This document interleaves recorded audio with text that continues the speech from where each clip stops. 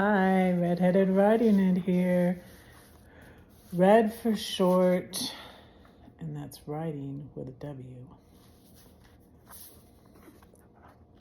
Day celebration, March 12th. I remember being in Newcastle upon Tyne once.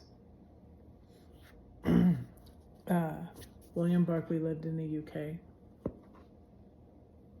and he passed in the 1970s.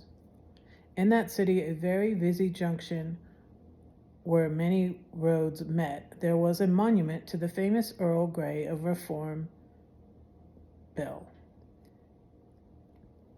I have no idea what that's about, but anyways. It was on a Earl Grey, like the tea, I think, maybe. It was on a tall pillar which soared hundreds of feet into the air. When you looked up to the top of that pillar, you saw two bright lights outstretched on metal arms, shining at the top of it, and if you looked a little more closely, you saw that there were two other arms with two other unlit lights upon them. I wondered what this meant. That's weird. Whenever there was a fatal road accident in Newcastle, then the two white lights were switched off and the two red lights were switched on. So in Newcastle, they knew when someone had died on the road.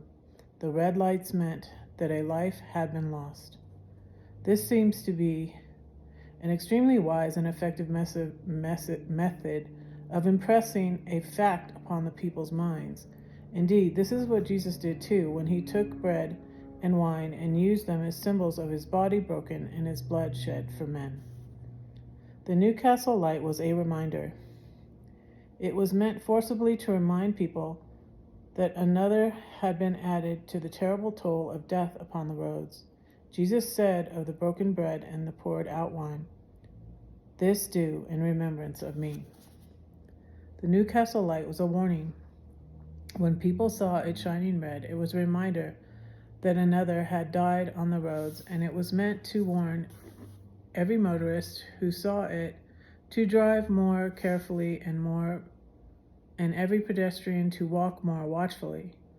So the broken bread and the poured out wine are the symbols of the broken body and shed blood of Christ, and therefore the supreme warning of what sin can do. The Newcastle light was a challenge. It was a challenge to see to it that things like that did not happen in that city.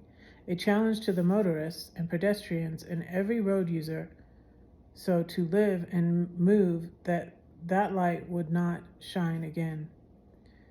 In the sacrament, we see the symbols and the signs of the agony of Christ, and there must come to us the challenge.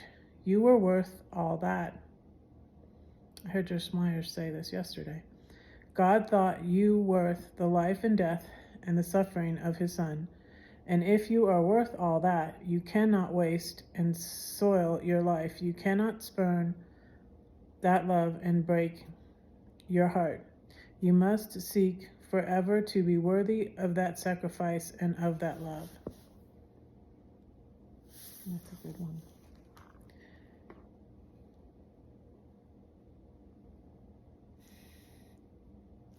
Don't say that no one cares for you, because I do and God does too. Don't forget to pray for Red, because Red is praying for you.